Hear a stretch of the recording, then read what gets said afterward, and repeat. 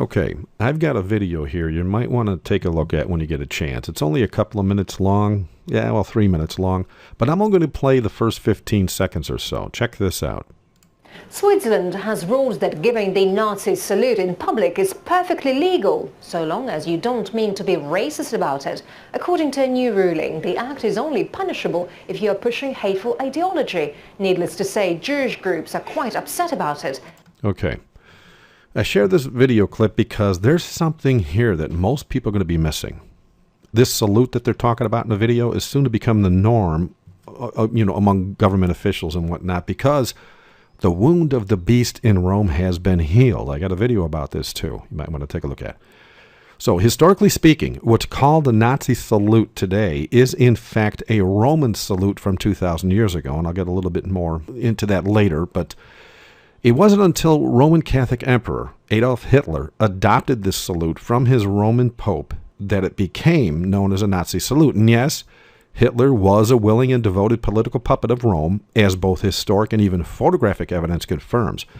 When you get a chance, go to the website, go to the RCC Exposed section, go to Horrific, and scroll down to Hitler and the RCC. When you go here, you're going to see an awful lot of things that confirm, and links and pictures and whatnot that show that, yeah, Rome and Hitler worked together. They were, he was working for Rome. But before showing additional strange evidence that lets the cat out of the bag regarding how Hitler not only worshipped the Pope, but did all that he commanded when it came to slaughtering millions, were you also aware that the swastika of Adolf Hitler was given to him by the Pope? The anti-Christian bent cross, or swastika as it's now called, was first noticed by Hitler inside the Vatican before he received permission or command to place it as his banner in his battle for his historically coined phrase, as you see here, my new order. They call it today New World Order. So if you go to my August of 2008 Truth Provided newsletter, well, actually 2007, August of 2007, for some reason, the link is different. I'll have the link to this particular newsletter in the comments section below. But when you go here, scroll down. There's an awful lot of information in regards to how Hitler burned down his own building so that he can bring about what he called homeland security. Well, the exact same thing happened after September 11th. We started using the term homeland security, but that's a whole different thing there. Plus, you got the concentration camps here that are on U.S. soil. But here, what I'm getting at here is this picture right here. All right, that is actually from the floor of a Roman Catholic cathedral called Our Lady of Amiens in France.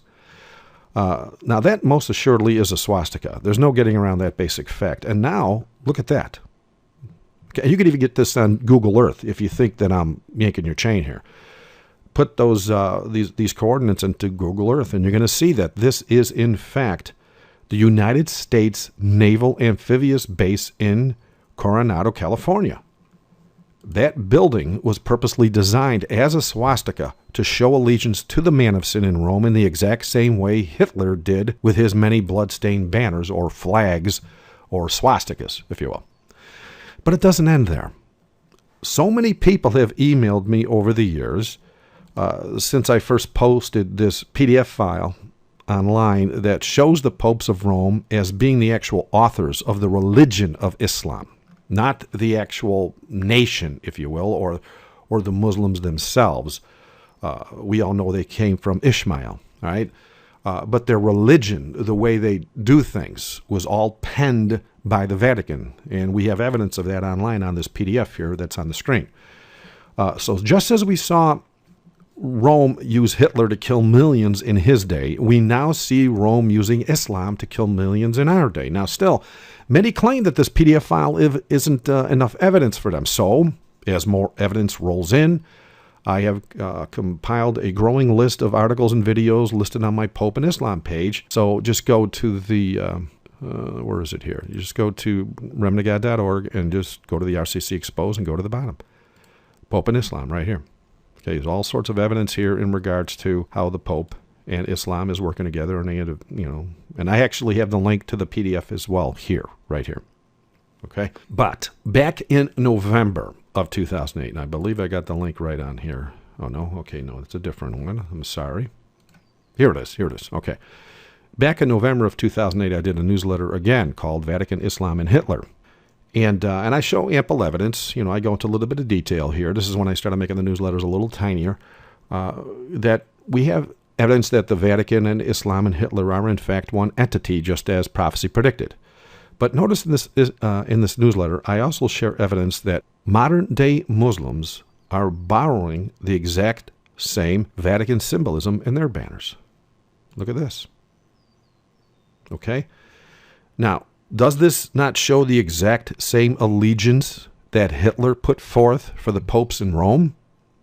Does this not show the exact same allegiance that the U.S. military has shown for Rome in our day? Especially when you look at that amphibious building in Coronado, California. So, if this doesn't show allegiance, please explain why they're putting forth positive PR regarding the Nazi salute, as all history buffs will admit was first initiated by pagan Rome, and then adopted by papal Rome when the prophesied change of hands was complete. I mean, as expected, we now see them seeking to make the very same salute the norm in Switzerland. Still, perhaps more pictures would help place this in perspective. And I have a page on the website that's not really linked out. I'm kind of like, it's still under construction. But check out the pictures on this page. Top left, right there. That's actually a Roman soldier showing his salute. Right here. That's a Roman salute. Right here, you got two Catholic priests supposedly putting forth a blessing. The Bible's very clear. You raise holy hands to heaven. You don't put your palms towards earth. So it looks like a double-armed Nazi salute or Roman salute. Oh, by the way, this guy here on the right, that is Ratzinger, who later became Pope Benedict. Okay? And then here you got all these soldiers, of course, Nazi soldiers doing the salute, and you got Hitler himself doing the salute, a bunch of Catholic priests doing the salute, but check this out. Look at the Muslim Brotherhood. They're doing it. Look at the Hezbollah salute. They're doing it now. And look at the Palestinian salute. I mean, is it any wonder this salute is now garnering positive PR? I mean, Rome's wound is healed. More and more symbols of pagan Rome will soon be found atop buildings, upon flags, within the insignia of uniforms, emblazoned upon weapons, and even on currency before this is all said and done. Prophecy stated this beast in Rome will experience a resurrection of sorts. But praise God, obedient ones, this resurrection is to be very short-lived. I hope and pray that you were blessed. Please share this video with as many as possible. Please subscribe, and thank you for watching. God bless.